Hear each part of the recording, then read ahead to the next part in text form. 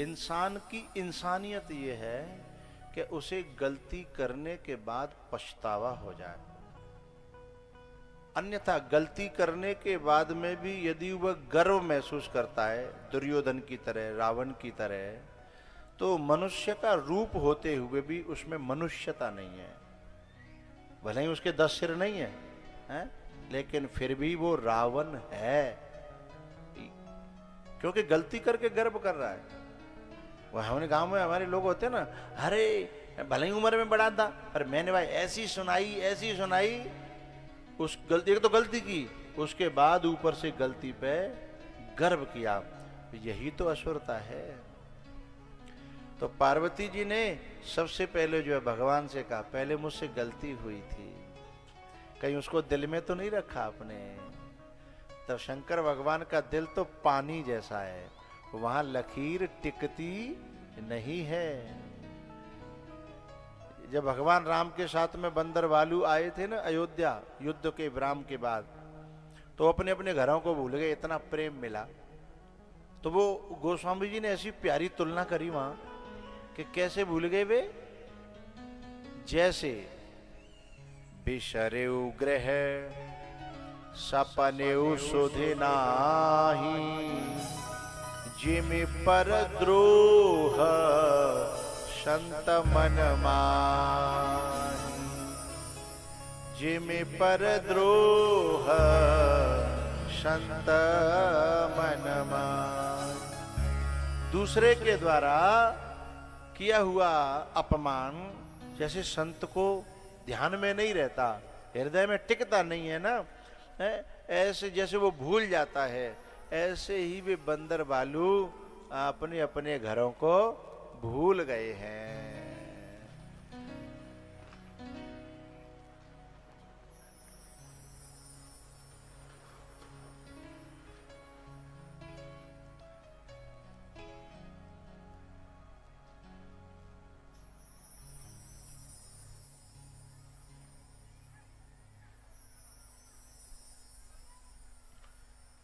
कोई नहीं, उसने उस हवा ने हमें बताया है कि अब हमारी एंट्री होने वाली है, अब आगे से आंधियां शुरू होंगी है? आज उसने पहली बार एंट्री दी है। तो शंकर भगवान से पार्वती जी क्या कहती हैं, क्योंकि कभी कभी लोग क्या करते हैं, गलती करते हैं कहीं और क्षमा मांगते हैं कहीं और, जबकि नियम ये कहता है कि क्षमा भी वहीं मांगी जाए गलती जहां करी है। तो पहले सती के रूप में पार्वती जी ने कथा का अपमान किया था, अगस्त्य जी के यहां जाकर के कथा का अपमान किया। तो अब की बार वो कह रही हैं कि मुझसे पहले कथा का अपमान हो गया था, मैंने सुनी नहीं। तो शंकर भगवान बोले फिर दोबारा ले चलें वहां? बोले ना, पहले तो मेरी बुद्धि इतनी खराब थी कि मैं कल्प वृक्ष के नीचे रहती थी, पर मैंने कभी उसका आदर नहीं किया, मैंने उसको समझा ही नहीं। अगर मैंने उसको समझ लिया होता तो मुझे कहीं जाने की जरूरत नहीं पड़ती। अरे मेरे महादेव के यहाँ तो सारी दुनिया कथा सुनने आती है, सारे संसार के लोग उसी गंगा जी में नहाते हैं जो मेरे महादेव के माथे से निकली है, और उसी कथा की गंगा में डुबकी लगाते हैं जो मेरे महादेव के मुख से निकली है। सारा संसार उसमें है, और मैं डोल रही हूं अगस्त्य जी के यहाँ वहां, और जो यहाँ गंगोत्री पे जो नहीं नहा पाया है, वो फिर दुनिया में कहीं कहां नहाएगा। तो अब की बार वो कहती हैं कि अब की बार मुझे आप पर अविश्वास नहीं है, अश्रद्धा नहीं है, अब मैं गलती का प्रायश्चित करना चाहती हूं, इसलिए कथा आप सुनाओ। तब भोले बाबा को लगा कि हाँ अब सचमुच में, तब भोले बाबा ने पार्वती जी को जिंदगी में पहली बार एक बात कही, जो हमारे भारत के पति जो है ना, वो पत्नी से कह नहीं पाते हैं,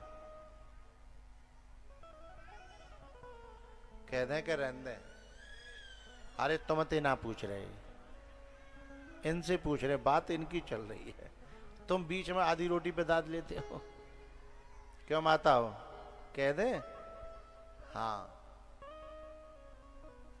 हमारी जो माताएं हैं किसी किसी दिन बहुत अच्छा काम करती हैं, और अच्छा काम करती हैं अपने पति से बस ये सुनने के लिए हैं कि बहुत अच्छा, और जब वो नहीं मिलता है तो दूसरे दिन फिर बहुत ज्यादा खराब करती हैं।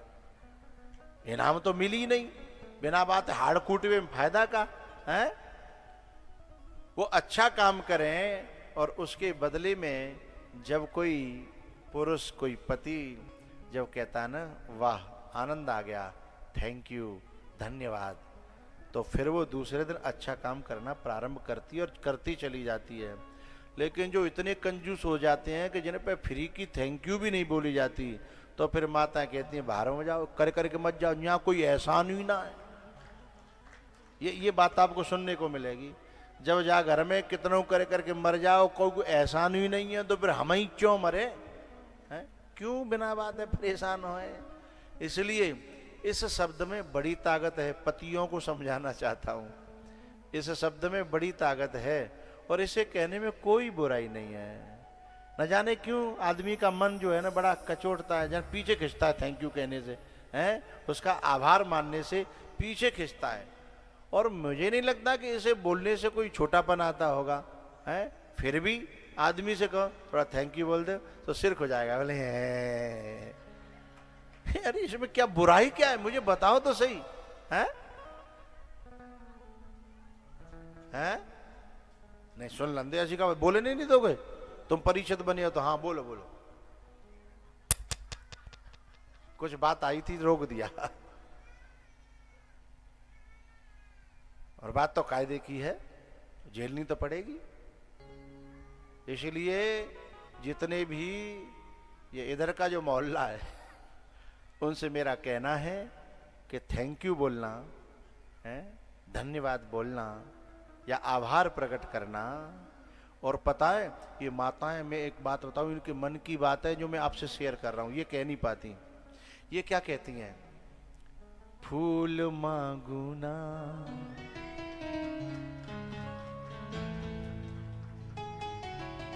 फूल मांगूना बहार मांगू, न मुझे सोना न चांदी न साड़ी है कुछ नहीं, बस तुम प्यार से बोल देते हो ना और धन्यवाद कर दो तो वो कहती है पूरी धरती पलट दूं।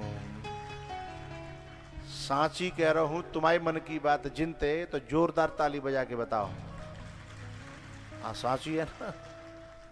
और इतना भी जो कहते हैं इतना भी नहीं दे पाते तो फिर मैं काय को अपना है, फिर तो बढ़िया है। तो आज शंकर भगवान ने क्या कहा, एक बार नहीं क्या कहा, चौपाई बड़ी प्यारी। धन्य धन्य धन्य धन्य धन्यवाद धन्यवाद केरे राजकुमारी, तुम समान नहीं को उपकारी,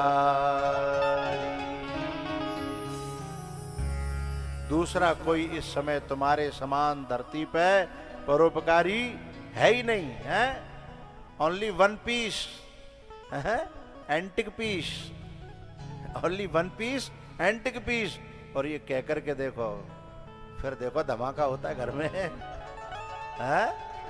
ओनली वन पीस एंटिक। फिर देखो यही तो चाहना है। और उस चाह को आप इससे मत डरिए कि भैया इतना कहते क्या होता है अहंकार को पारो बहुत ऊंचा हो जाएगा ना, उससे मत डरिए। कभी कभी अग्नि में अंगारे में भीतर अग्नि होती है, वो आग राख से छुपी रहती है। थोड़ा सा राख को हटाओ और थोड़ा सा घास फूस रखो और नेक फूंक मारो तो अच्छाई की और सच्चाई की जो भीतर अग्नि बुझसी रही थी वो जब जलेगी तो एकदम प्रज्वलित हो जाएगी, फिर राख खत्म हो जाएगी और आग ही आग हो जाएगी। यानी बुराई खत्म हो जाएगी और अच्छाई और सच्चाई ही सच्चाई होगी। भाई उसको प्रोत्साहन तो मिले, हैं? प्रोत्साहन की भी आवश्यकता है।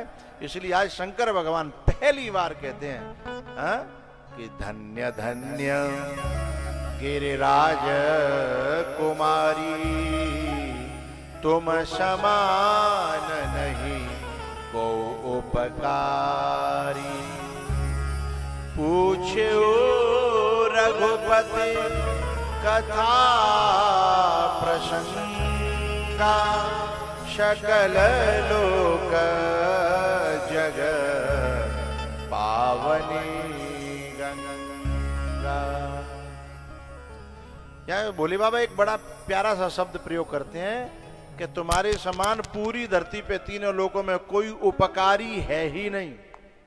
अब मुझे ये बताओ, परोपकार की जो परिभाषा हिंदुस्तान में करते हैं लोग कि साहब मैंने इतने कंबल में बांटे परोपकार किया है, मैंने वहां इतना भोजन कराया, मैंने वस्त्र बांटे, मैंने ये किया, मैंने वो किया, मैंने ये किया। तो यहां पार्वती जी तो उसमें से कुछ भी नहीं कर रही हैं, फिर परोपकारी क्यों कह दिया? अब समझिएगा, एक होता है किंग बनना और एक होता है किंग मेकर बनना। किंग बनना और किंग मेकर बनना, इन दोनों में अंतर है। ये जो कथा करा रहे हैं ना जयमतपुर वाले, ये वो यज्ञ है कि इससे बड़ा यज्ञ हजारों करोड़ इन्वेस्ट करके भी वो चीज पाई नहीं जा सकती जो ये जो करा रहे हैं। इससे जो मनुष्य के हृदय में शांति का संचार और शांति हमेशा कैसे आए, उसके पैटर्न है, उसके सूत्र है, उसका बोध, इससे जो प्राप्त होता है वो दुनिया के किसी भी और उपाय से होता नहीं है। और समझिएगा, मनुष्य का यदि सुधार हो गया, मनुष्य बन गया है, तो फिर कुछ करने की जरूरत नहीं है धरती पर, सब कुछ फिर अपने आप अच्छा हो जाएगा। मनुष्य हो जाए और मनुष्य न रहे, फिर तुम बाहर से कितनी भी व्यवस्थाएं करना है। ये दुनिया लगी है कि हिंदुस्तान में भ्रष्टाचार मिट जाए, ये हो जाए, वो हो जाए, करप्शन ऐसे रुकेगा, और जो है गांव का सुधार नाली बना करके होगा, टंकी बना करके होगा, ये बना करके होगा। लेकिन यदि मनुष्य न बना विधायक जी, तो सर्वमेतत् न किंचित, नथिंग, कुछ भी नहीं है। एक सोने की दुकान थी, एक लोहार की दुकान थी।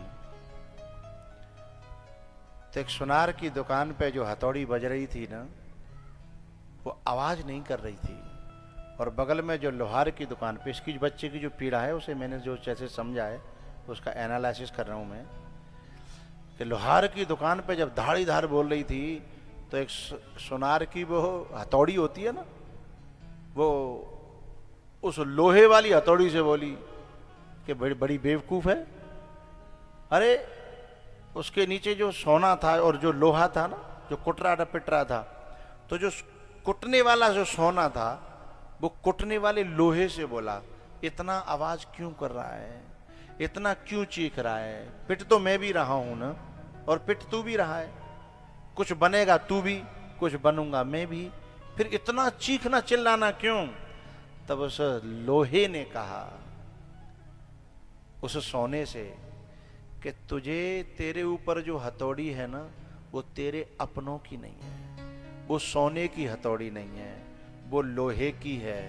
कोई और मारता है तो इतना दर्द नहीं होता, पर मेरे ऊपर तो मेरा अपना ही प्रहार कर रहा है, तो दर्द ज्यादा होता है, तो दर्द थोड़ा ज्यादा होता है। तो तुम्हारी बात सही है बेटा। मेरा कहना इस कथा के माध्यम से ये भी है कि जो पत्थर की लकीर रखते हैं ना, वो इंसान नहीं है, उन्हें मनुष्य बनने की कोशिश करनी चाहिए। उन्हें बालू की लकीर हृदय पे ज्यादा से ज्यादा करें तो, और नहीं पानी की हो जाए तो और भी ज्यादा अच्छा है। बोलो बाल कृष्ण भगवान की।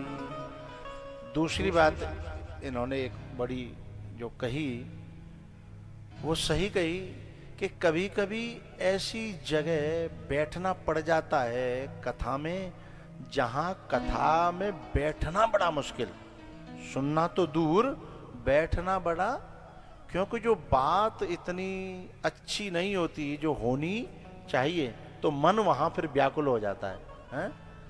तो उसके लिए मैंने पहले दिन अपने जयमतपुर वालों से कहा था कि थोड़ा सा जुर मिल के करो, थोड़ा सा ऐसा करो, चाहे थोड़ा खाओ पर अच्छा खाओ, चाहे थोड़ा खाओ पर अच्छा खाओ। बोलो शंकर भगवान की।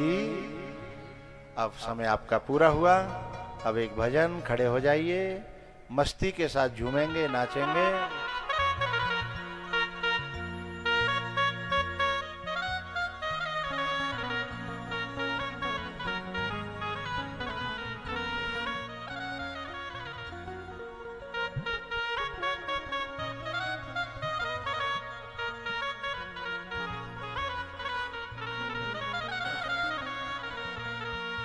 मुझे ऐसी लगन तू लगा दे कि तेरे बिना पल ना रहूं, कि तेरे बिना पल ना रहूं, कि तेरे बिना पल ना रहूं, मैं तेरे बिना पल ना रहूं।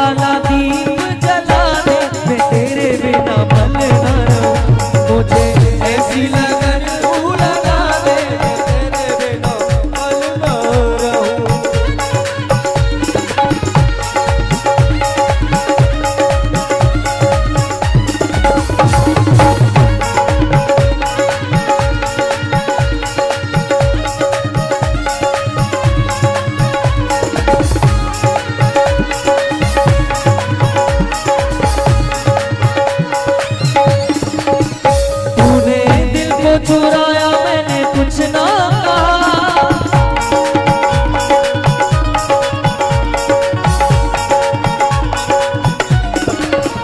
तूने दिल को चुराया मैंने कुछ ना कहा, तूने दिल को चुराया मैंने कुछ ना कहा, तूने बड़ा तड़पाया मैंने कुछ ना कहा, तूने बड़ा तड़पाया मैंने कुछ ना कहा। अब तो ऐसी झलक तू दिखा दे, अब तो ऐसी झलक तू दिखा दे, मैं तेरे बिना पल ना